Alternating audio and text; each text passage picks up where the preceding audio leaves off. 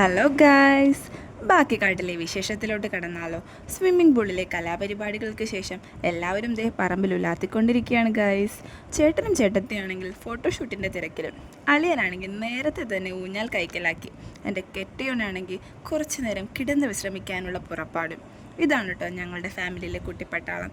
നന്നുമ്മയും ഋത്വിക് ബേബിയും രണ്ടും ചട്ടമ്പികളാണ്, ഒരിടത്ത് അടങ്ങിയിരിക്കില്ല. അവർക്ക് കളിക്കാൻ ഇവിടെ പ്ലേ ഏരിയയൊക്കെ ഉണ്ടായിരുന്നു. അതിൻ്റെ എക്സൈറ്റ്മെൻറ്റിലാണ് കേട്ടോ രണ്ടാളും. എന്നാൽ പിന്നെ കുറച്ചു നേരം റെസ്റ്റ് എടുത്ത് കളയാമെന്ന് കരുതി വീട്ടിൽ കയറി. അന്താക്ഷരിയൊക്കെ കളിച്ചു.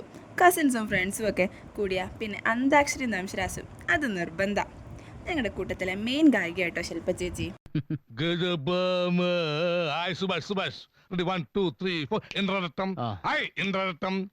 ഗുജറാത്തി കഥളകെട്ടിയ മലയാളി പെൺ നാണു ഞാൻ. അങ്ങനെ അന്താക്ഷരിയും ദംശരാസും ഒക്കെ കഴിഞ്ഞ് ഞങ്ങളുടെ നെക്സ്റ്റ് ആക്ടിവിറ്റി കൊട്ടവഞ്ചി സവാരിയായിരുന്നു. അതിൻ്റെ വീഡിയോ ഞാൻ നേരത്തെ അപ്ലോഡ് ചെയ്തിട്ടുണ്ട് കേട്ടോ. അതൊരു ടാസ്ക് തന്നെയായിരുന്നു. അതിനു മുന്നേ രാത്രിയിൽ തയ്യാറാക്കേണ്ട ഗ്രില്ലിനെ ഒന്ന് സെറ്റാക്കി വെച്ചിട്ട് പോകാമെന്ന് കരുതി. അതിൻ്റെ തിരക്കിലാണ് കേട്ടോ ഇവിടെ എല്ലാവരും. അപ്പം ശരി, ബാക്കി വിശേഷമായിട്ട് അടുത്ത വീഡിയോയിൽ വരാം. ടാറ്റാ.